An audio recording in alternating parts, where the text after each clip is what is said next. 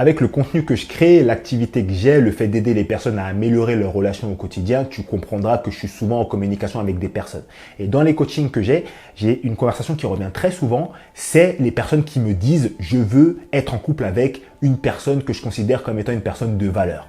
Voilà, souvent les gens me disent « Des, moi je voudrais être en couple avec une personne qui a telle qualité, qui n'a pas tel défaut, ressemble à ça physiquement, qui fait ça dans sa vie, etc. etc. » Et pour moi, il n'y a absolument rien de mal à ça. Il n'y a pas de problème avec ça. Tout le monde voudrait être en couple avec son idéal. Mais le problème, c'est que malheureusement, il y a beaucoup de personnes avec qui je suis déjà rentré en communication qui passent leur temps à se dévaloriser. Ça veut dire que tu les écoutes parler d'eux, eux-mêmes n'auraient pas envie qu'une personne rentre dans leur vie. Tu les écoutes parler d'eux, ils se disent toujours « je suis trop gros »,« ouais mais moi je suis trop petit »,« ouais mais moi je suis trop moche »,« ah mais moi j'ai pas ça », etc. etc. Alors concrètement, c'est pas anormal, il n'y a pas de problème à ça. C'est sûr que si quand tu te regardes dans le miroir, tu ne t'apprécies pas, forcément tu vas te sentir mal, il n'y a pas de problème avec ça. Mais le vrai problème, c'est que dans la vie, notre état d'esprit se reflète dans nos actions. Tu vois, quand tu vas passer un entretien d'embauche par exemple, si tu te dis déjà avant l'entretien que c'est mort, l'entretien sera mort. Pourquoi? Parce que dans l'entretien, tu vas faire plein de petites choses sans t'en rendre compte qui vont faire en sorte que tu vas te tirer une balle dans le pied. Tu vas avoir une mauvaise posture, tu vas mal te présenter, tu vas peut-être y aller en étant mal habillé alors que tu aurais pu t'habiller correctement. Tu vas peut-être bafouer ta présentation sur tel sujet alors que tu aurais pu la faire correctement, etc. etc. Pourquoi? Parce que tu avais déjà intégré le fait que pour toi, cet entretien était mort. Donc, ça va se refléter sur tes actions. Et dans les relations, c'est exactement la même chose. Si tu passes ton temps à te dire « je ne suis pas assez bon, je n'ai pas assez ça, je ne suis pas assez grand, etc. etc. » tu n'attireras pas les personnes que tu considères comme étant les personnes de valeur. Parce que toi-même, tu passes ton temps à te dévaloriser. Ça va être très compliqué. Tu n'arriveras pas à voir les opportunités quand elles vont se présenter devant toi.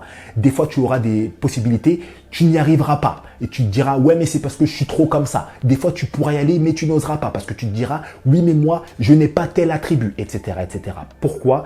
Parce que justement, tu passes ton temps à te dévaloriser. Bien sûr, tu as des défauts, comme absolument tout le monde. Moi, j'en ai plein. Mais la vraie question qu'il faut se poser, à côté de ça, c'est qu'est-ce que tu sais faire de bien? Où est-ce que tu es bon?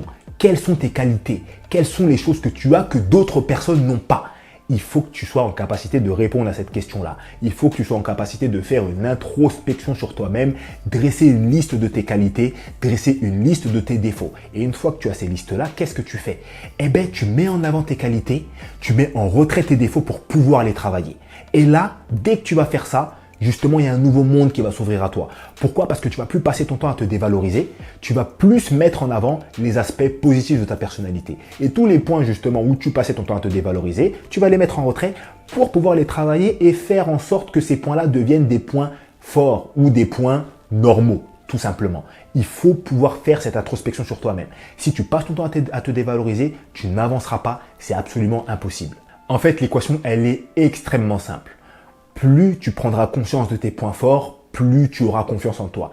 Et plus tu auras confiance en toi, plus tu amélioreras tes relations, tout simplement. C'est comme ça qu'il faut que tu penses. Si tu veux y arriver et que tu ne sais pas par où commencer, moi je t'invite à faire deux choses. Déjà, c'est à rejoindre ma communauté d'email privé qui reçoit mon contenu exclusif directement dans sa boîte mail. Les gens reçoivent des pépites de développement personnel, de confiance en soi, d'estime de soi directement dans leur boîte mail. Ça se passe dans le premier lien en description.